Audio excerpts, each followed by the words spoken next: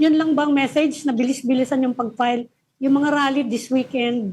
Kasi yun yung pinaparating nila ngayon na ang tagal-tagal naman, bakit hanggang ngayon walang napapailan, saka bakit yung mga maliliit lang daw, dapat daw yung mga higher ups.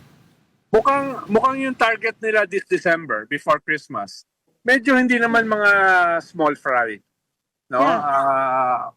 Most probably may mga senador, most probably may cabinet secretary, most probably yung mga contractors at saka mga congressmen may masasama, no? Kaya at least kung yun yung target nila. Kung hindi nila magawa yan, malaki yung problema nila. Gagawin ba nila yan bago mag-November 30? Medyo compelling din yung ginawa ni Speaker Bogie D kahapon.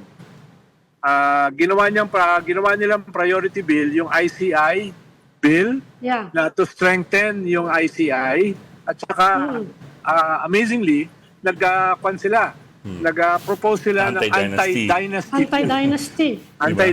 bill. Surprise, from the D's of Isabela. Ang balita ko may blessing yan ng presidente.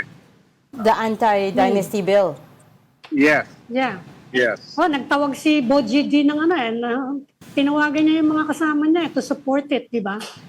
Yes. Hindi naman yung basta magsasalita ng ganyan na Yes. lang siya. Ang gusto nila, gumawa sila ng bagong susuportahan ba yan ng Senado? I was wondering about the feedback from the lower chamber. Kasi sa lower chamber, puro dynasties eh. Oo nga eh. That's a house of dynasties. Yes, pero baka mas may chance siya na ma-aprobahan sa lower house kesa sa Senate. Yeah, lalo Dahil sa Senate. 40% ng Senate ay dynasties eh.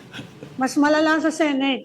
Oo. Ang una doon yung mga dynasty. Sa totoo lang, at a time like this, kaya pa ba nila i-reject yung bill na yun if the lower house approves it? Yeah. Kung hindi, baka orderan sila ng Supreme Court. Yes, the answer is yes. Merong petition sa Supreme Court to compel Congress Baka mamaya mapahiya sila kapag inorderan pa sila ng Supreme Court. Correct.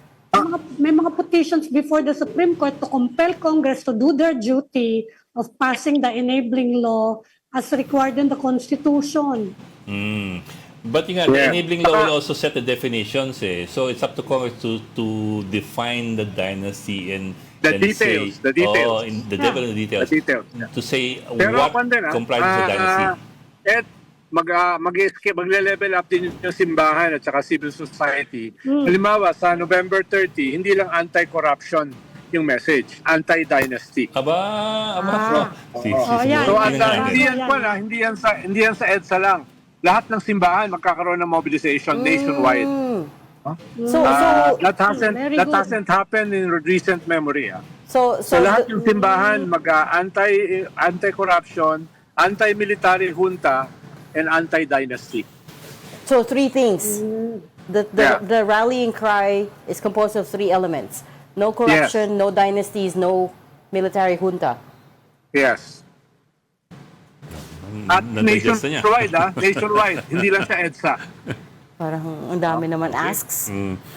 Mabuti pa yung Bangsamoro Transition Authority nakapagpasa ng anti-dynasty laws. Correct. Oo nga. Saka sa Sangguniang Kabataan. That's true. Pasko kasi ngayon Pasko, kaya damihan mo na yung wishes mo. Ganun ba? Kaya sabi ko nga, parang dami mong asks Okay. It's good to stay hopeful.